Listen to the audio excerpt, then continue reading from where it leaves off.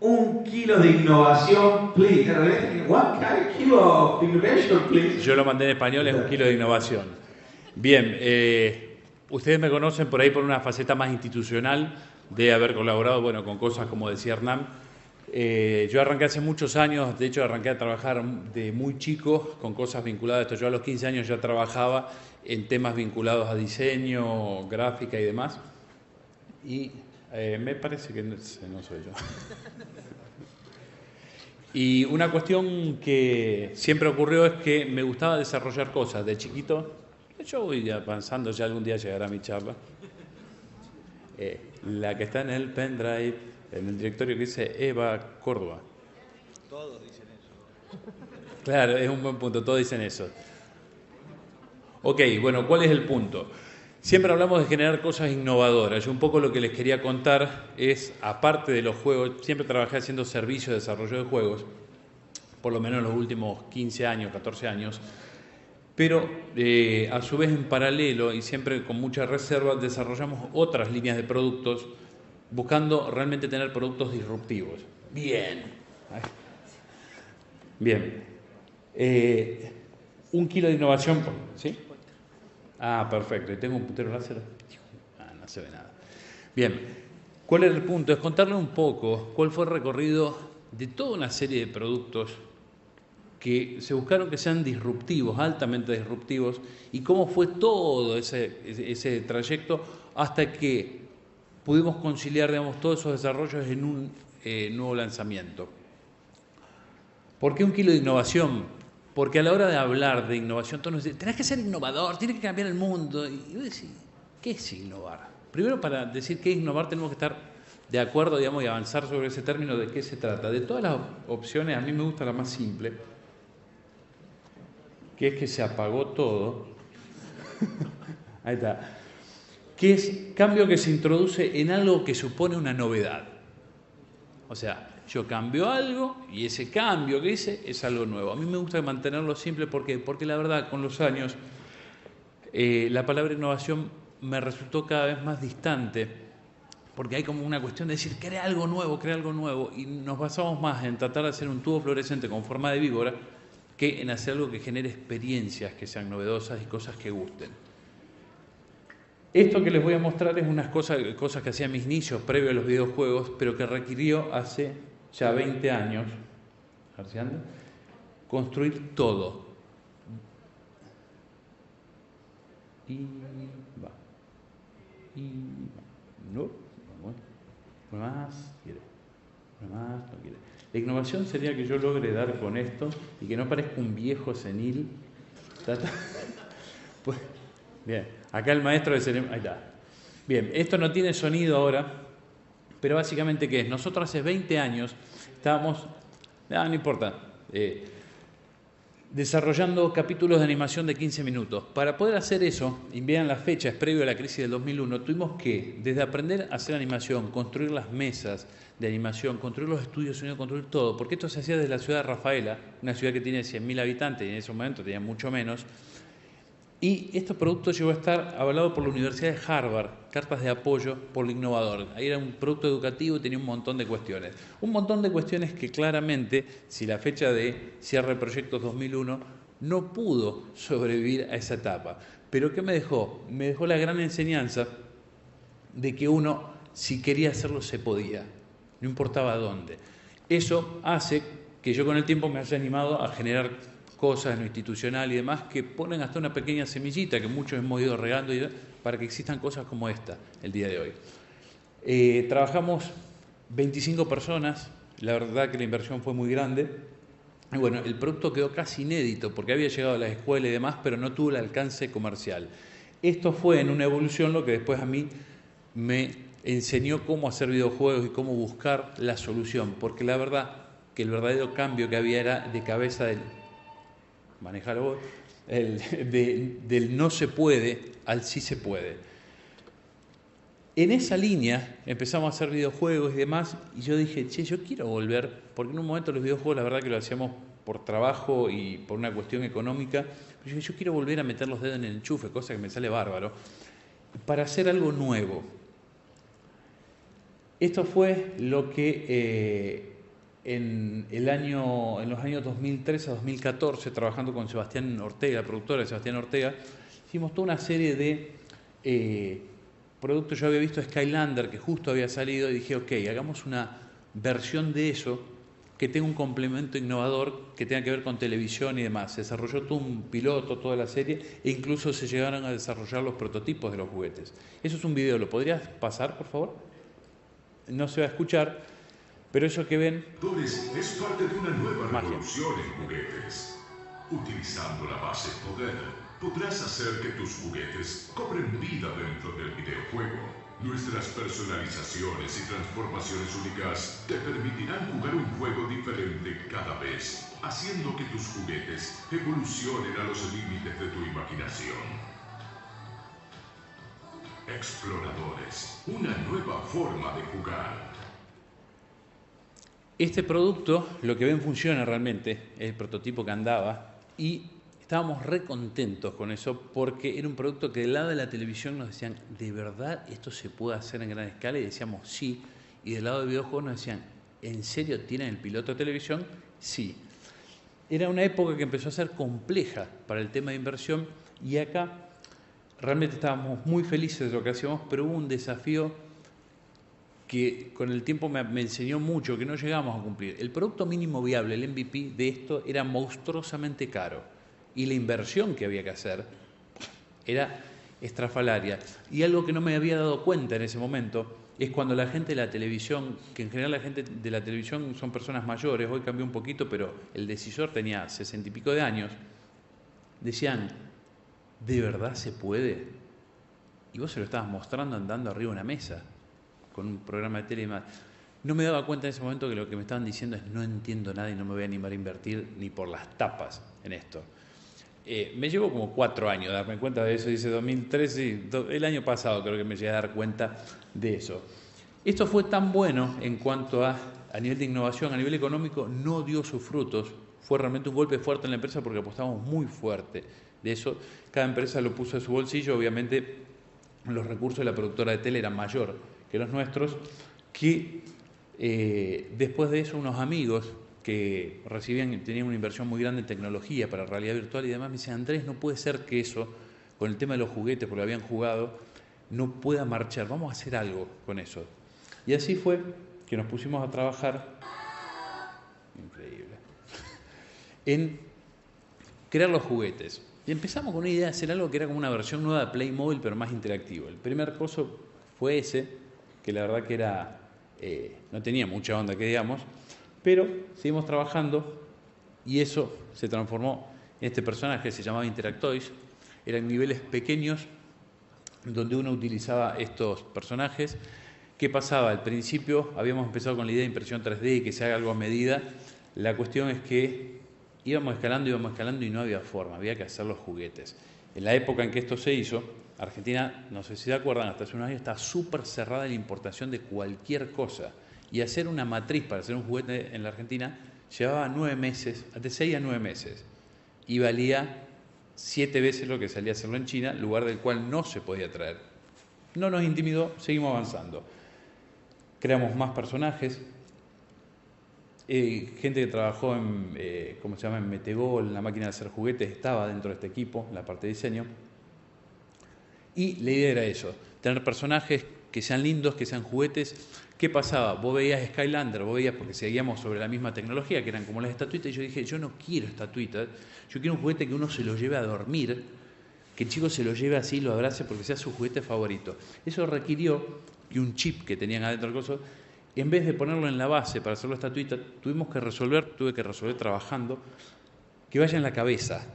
Y eso era a nivel técnico un despelote atómico, pero se logró, y lo que a nosotros nos llevó como 3 meses, los chinos lo resolvieron en 6 días. Pero bueno, lo bueno es que mostraba que era factible trabajar con eso.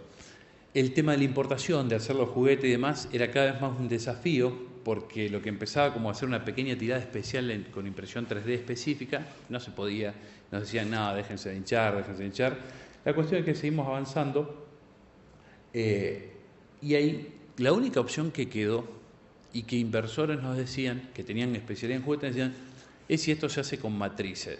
Nuevamente, volvimos al escenario de empezar con un prototipo que funcionaba y tener que hacer un MVP, un producto mínimo viable barato, a la mega inversión.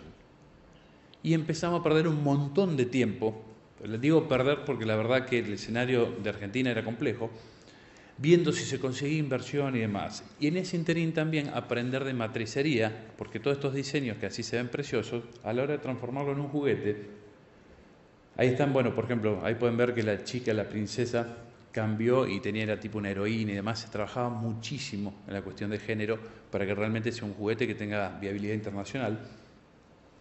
Y nos dimos cuenta de todas las cosas que había que evolucionar. Esa era la plataforma que tenían, donde vos ponías el juguete y te aparecía, y tenía una diferencia. En Skylander la plataforma no hace nada. Acá ven que tiene unos orificios, esta plataforma se llevó a construir en prototipo. Vos en determinados momentos del juego pasabas la mano arriba, hacías movimiento y eso interactuaba. Entonces vos podías estar jugando y en un momento dado había interacción física para abrir un puente o determinadas acciones. Eso era genial, el tema era llevarlo a producción.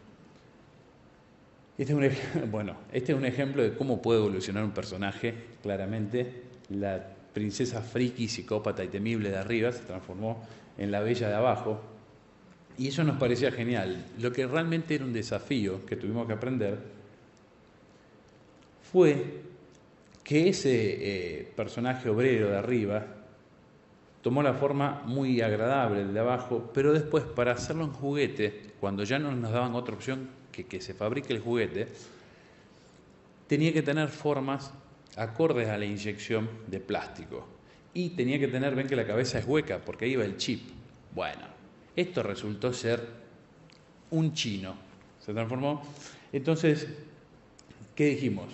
Vamos a ver cómo hacer todo. La inversión era millonaria en ese punto y fue muy franco la persona que estaba interesada en invertir. Me dice, yo si no se puede traer de China, no estoy dispuesto a hacerlo, porque esto era una cosa así como decirle, $700.000 para la tirada mínima contra 150.000. Hijo.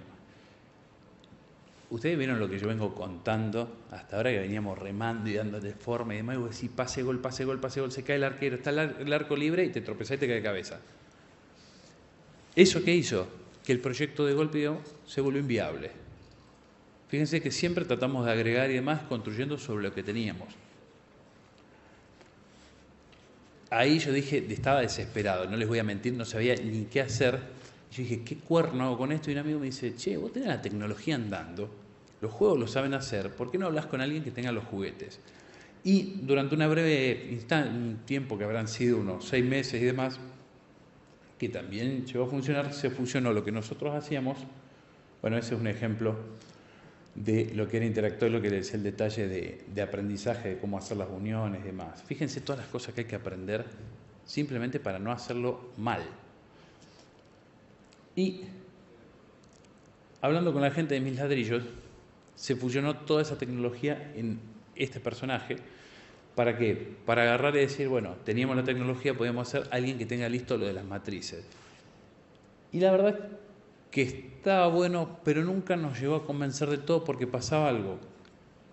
El personajito, ahora si ven, tiene una base gris ahí. Y en el fondo, de vuelta, lo que había que hacer era un menjunje.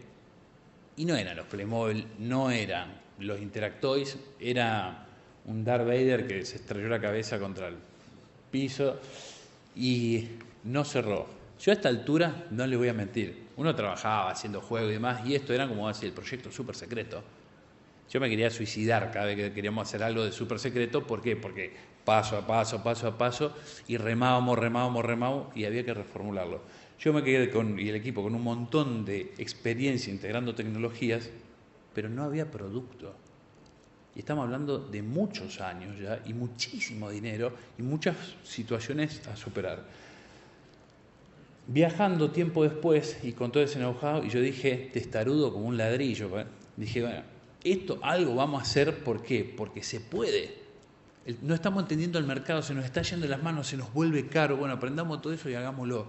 Tiene que ser viable, tiene que ser barato, y por primera vez había un requisito que era único e innegociable. Lo tenemos que poder hacer nosotros. Si no, no se hace. O sea, hacer nosotros la primera tirada de lo que sea. Lo teníamos que poder financiar, no teníamos que perder tiempo buscando inversores, tenía que ser viable.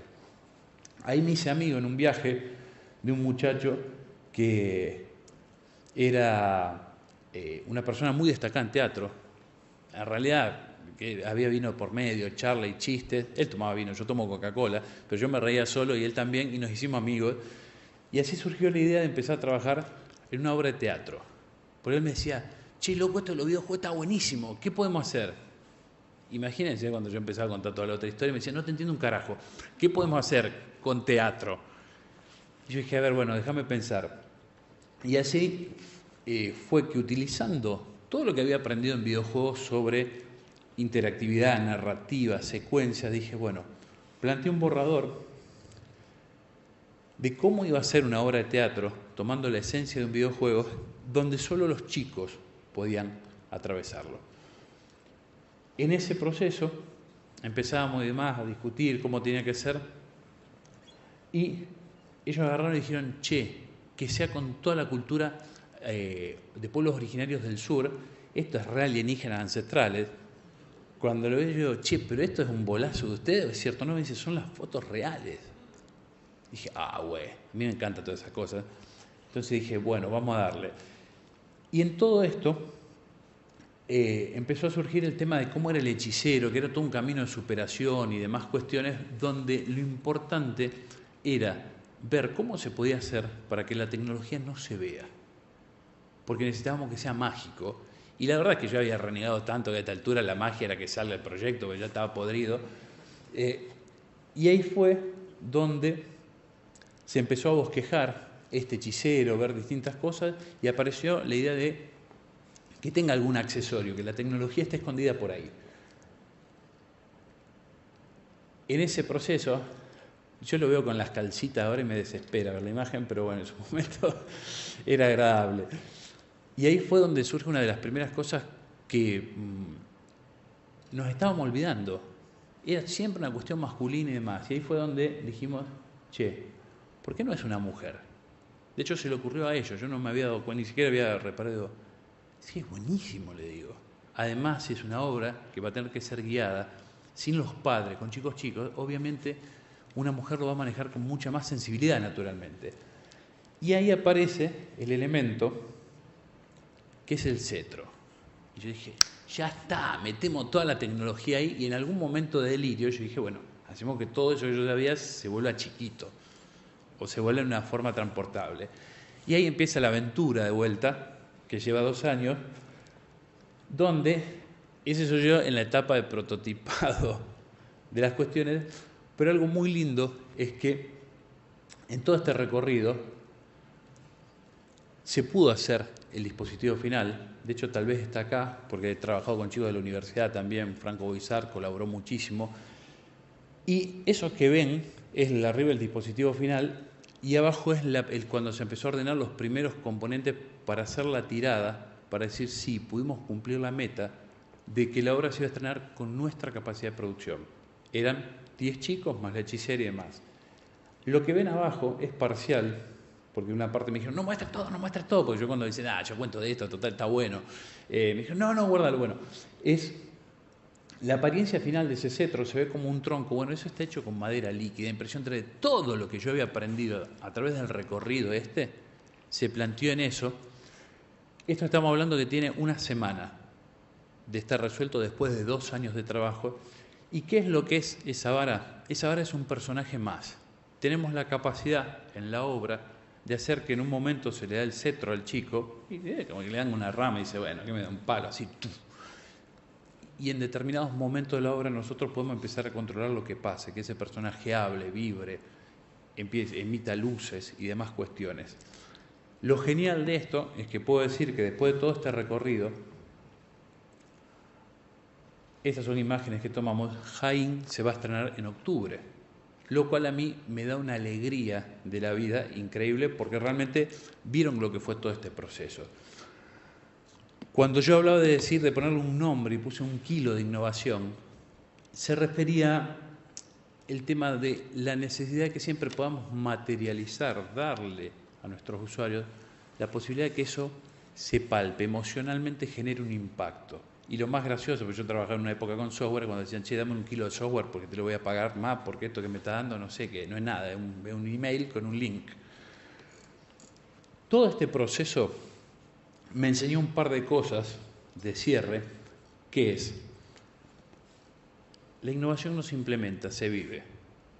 El recorrido de todo esto fue durísimo y acuérdense que yo estoy hablando de que son proyectos especiales, o sea, uno no come de esto. Entonces, cuando uno quiere hacer algo realmente disruptivo, tiene que saber que va a ser muy difícil. Rehacer 60 veces algo es terrible para la cabeza y ni les cuento para el equipo. Yo siempre estoy convencido de todo, pero hay gente que dice, si no llego a arrancar, flaco. O sea, y ese es el primer punto, vivir la innovación como tal. Un segundo punto es, en un país como Argentina, que tengamos la capacidad, si nos vamos a meter en este tipo de cosas, de afrontarlo con los recursos que tengamos.